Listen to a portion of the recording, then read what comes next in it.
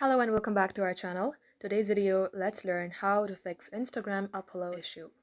So first thing first, make sure you are using the latest version of your Instagram. Head over to your Play Store and at the top search bar, type in Instagram. If you see update, tap on update. If you see open, that means your application is already updated. Now head over to your settings, scroll all the way below and select apps. Here also you will have to search for Instagram. Tap on storage, clear the cache. If you remember your credentials of Instagram like username and password, I also recommend you to clear the data.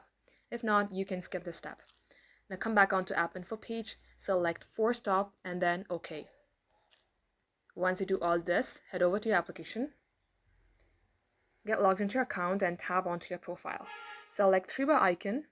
Scroll all the way below until you see data usage and media quality. Make sure this is toggled on and this is toggled off. Once done, go ahead and restart your device and this shall fix the problem.